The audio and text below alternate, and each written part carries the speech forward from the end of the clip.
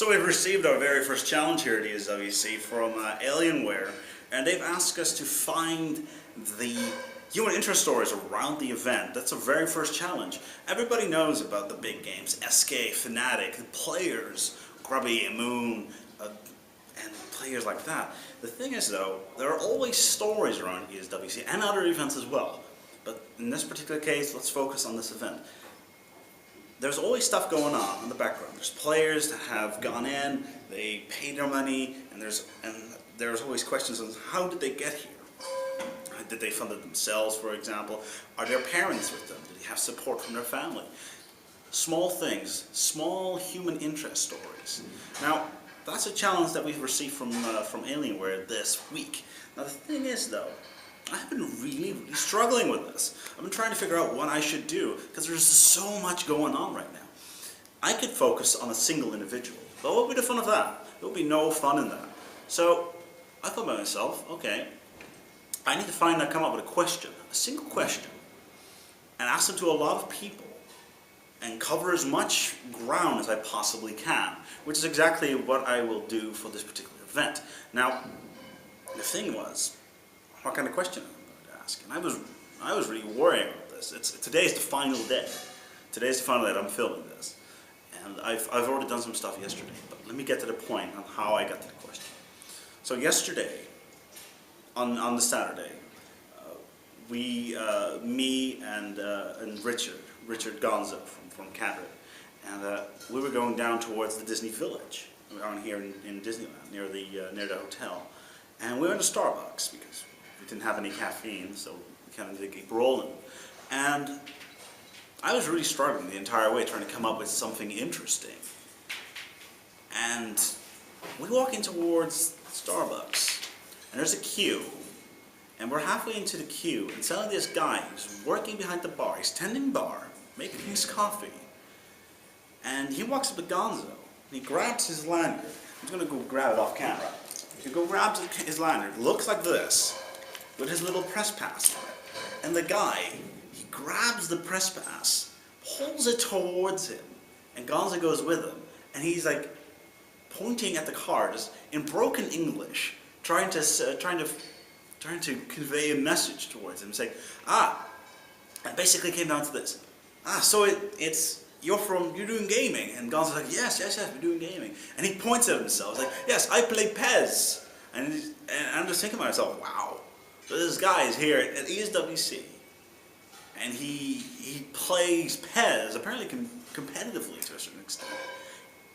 And he works at the Starbucks here in Disneyland. It's these random people that just come up to you and just do things like this. So I thought about myself, okay, so this guy, he's working his ass off here at Disneyland just to pay, for instance, for what he does, and in extent also his gaming passion.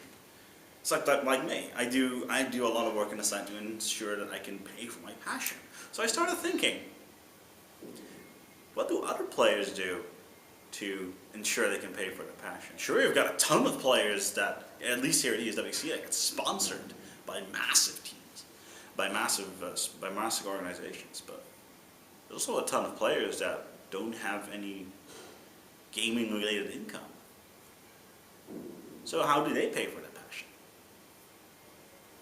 And that is the question. How do players outside of professional gaming fund their passion? And that's what I did. That's what I went to go and find out.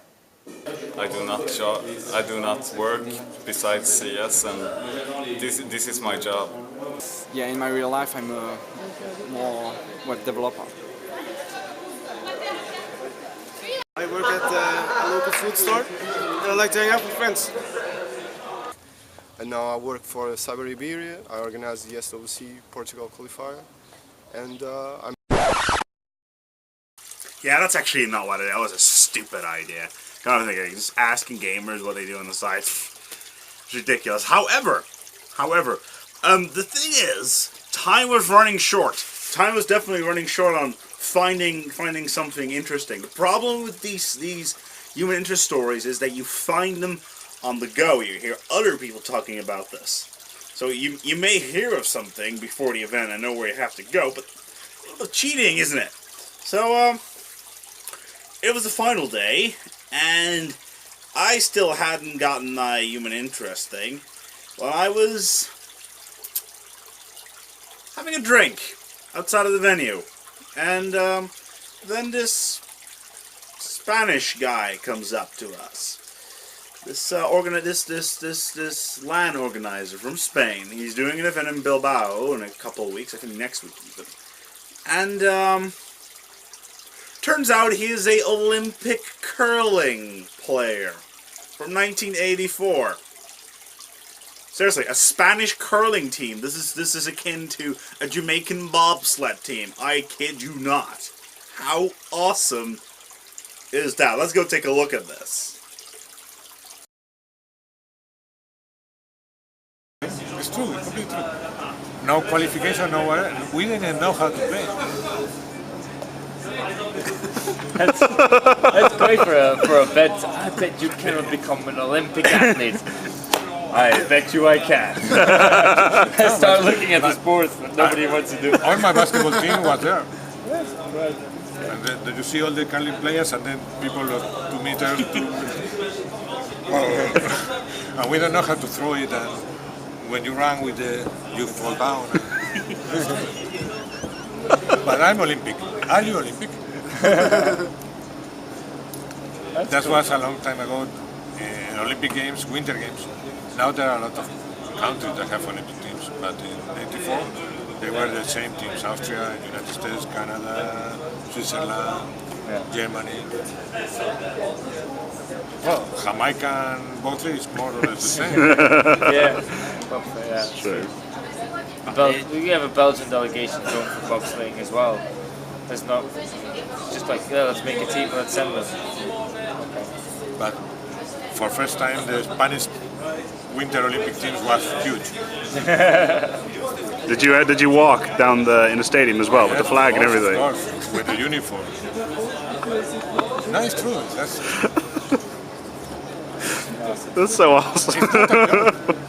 And we played 3 times in an ice hockey field. With, you know where the pack, they have a kind of circle there. That's where we train. Really good. I don't know if you can find them in internet. Oh, I probably will. I have internet skills. Spanish curling team. Victor Martin, I'm there. Federico Alvarez. Jose Alvarez.